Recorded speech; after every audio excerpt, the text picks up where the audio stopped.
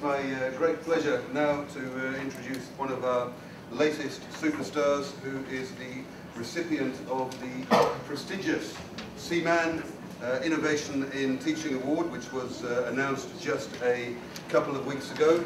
He had the very onerous and difficult task of having to travel down to Naples, or Napoli, if you like, to pick up his award at the Seaman annual conference. Seaman, for those who don't know, is effectively the European Association of Business Schools and Management Educators, and we, I think for the first time, have actually won this award and are very, very proud of Tibor Vörös, who is going to spend a few minutes telling us exactly how he did it. Thank you very much, Tibor. Thank you, Stuart. All right, so ladies and gentlemen, welcome to the open day. Welcome to the CEU Business School. My name is Tibor Vörös. I'm going to be very short on my resume and just concluded that basically in the past 15-20 years, I have been working in various businesses and I have been working with various so-called simulations. Right, and basically the way how I got this award, this innovation award, is that I have done specific work on designing business simulations, developing business simulations, and working with these business simulations. And I thought there are two things I could do.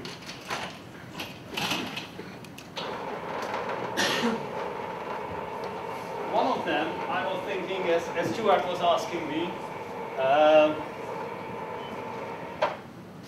to actually play a simulation with you.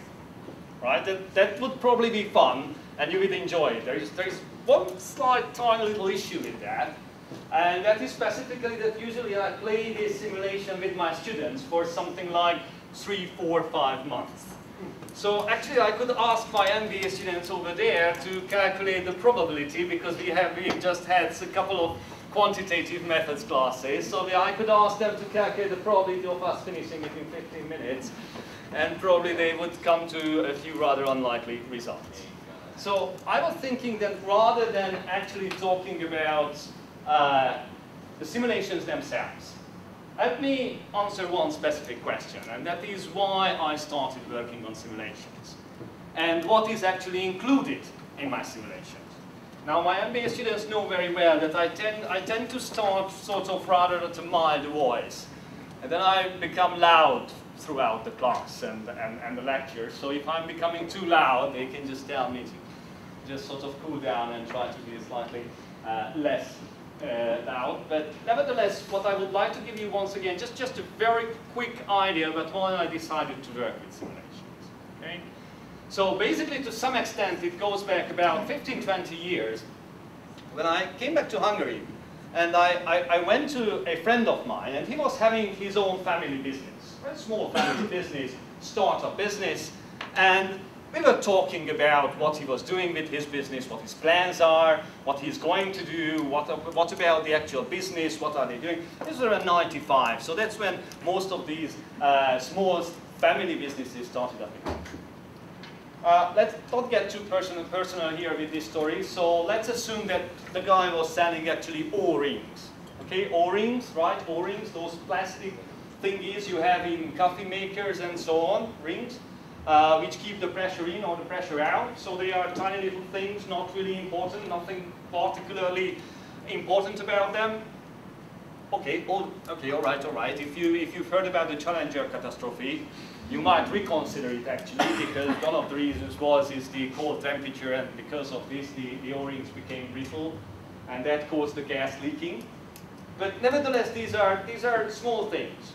And I was talking to my friend, and I was like, okay, how is business? And he was telling me, difficult, seasonal effect.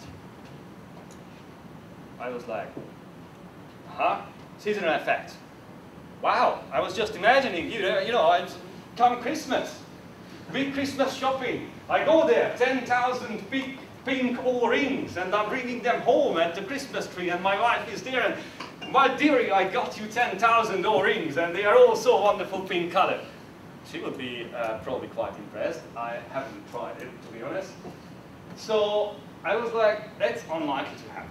So let's think about what business you are in and what you are doing.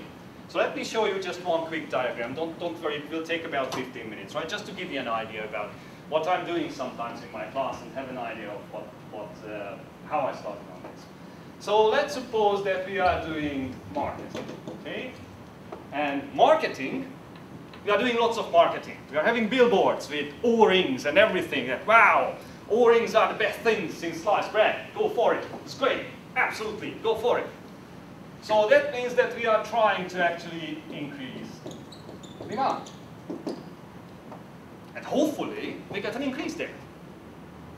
Certainly there is a cap, there is a limit. I mean, even if we serve all the coffee machines and even all the Challenger type, well, they are not flying anymore, so it's unlikely to have a great demand there, but never mind. Even if we serve the little green Martians, we would still have a problem, because after all, the nearest habitat that we could go to, that's going to be a few light years, so it's unlikely to get there in 100 years' time. Nevertheless, the demand is increasing. Okay, so that means that we have a nice increase there, and actually, because we have more and more demand, we are saying that let's do even more marketing. Let's go even higher. We are going to Facebook generation. On Facebook, we have all these wonderful O-rings put up there, very nice pictures, everything. Okay. However, there is one side effect here that we might want to think about, that what happens with all this increased demand. This is a small family business. They have obviously limited production capacities. It's just in the backyard. They have a couple of machines, couple of engines, so chances are that we're going to run into some problems over the 24-hour slot. That when are we going to manufacture all these items? So this increased demand is actually going to end up with an increase in delivery time.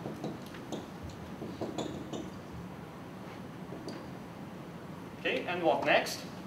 You are sitting there at home, you have just ordered via Amazon or eBay 5,000 O-rings. You are getting ready to cook all these wonderful meals and make all your coffee and everything, and it's not coming. It's just these O-rings are not coming. So you are waiting there, you are waiting, well, 1 day, 2 days, 3 days, 4 days, and it's still not coming. What the heck, so I'm going to order it from somebody else. So basically what you end up with, that suddenly you have a decrease in demand because people are having enough of waiting for all these O-rings. However, of course, we are in business, so that means that my friend was saying that let's talk to an investor, let's get new plans, let's outsource production, let's increase all this amount. So that means that we are actually going for a perceived increase in quantity. And because of this, we are actually buying new plants. Or we are building new plants. We are outsourcing production. We are getting more products there in order to get ready for all this. Okay? So that means that we are actually getting a higher quantity, increasing it. And because of the increased quantity, we're going to end up with a decreased delivery. So that's wonderful. So what's that got to do with all this seasonality I was saying? So the idea is here, and probably some of you have seen this several times, it's actually a very common discussion. It's a very simplified case. That you have actually 2 lag times hidden in this system.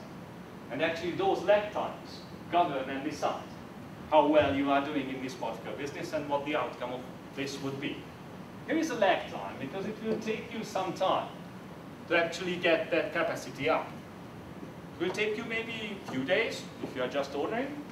Maybe it will take you, for example, in my simulations, it takes 3 years to get to the new plants there and running. And the other one, as I was saying, you have it there. How long does the customer wait before the customer decides? It's just too much. There's no point waiting any longer. I'm ordering it from somebody else. And because of this, you get very strange effects. What is happening if this lag time is much shorter than this one? Obviously what you end up with, you see an increase in demand, but because you cannot fill up all this demand, this is an old story, so nothing new there really, but because you cannot fill up all that demand, suddenly what you will perceive is that demand is decreasing. So basically, if you look at demand, This is going to look like this, because every time when you increase marketing, you get a demand increase, you get sales increase, but you cannot fill up all these demands, so customers will go to another competitor, and you will end up actually with a decrease again. Then you start the cycle again forever. However, if this lag time is actually much shorter than the lag time what the customer can wait for, then obviously, basically, you fill up the demand and the customer is still there and happy and waiting, and you have available products and you are selling it to your customer. Okay? So basically, this particular, and you end up with a curve which is very nicely going up and leveling out. Okay, so basically what my students are doing are working with all this. And actually you've just got a 101 into system thinking, if you haven't heard this before. But what they are doing, they are playing a big simulation. They are playing on 3 markets. US, Asia, Europe. They have plans. They have to manufacture. They have to do marketing. They have to figure out demand. How much demand in the different markets. They are competing against each other. They have to think about delivery time.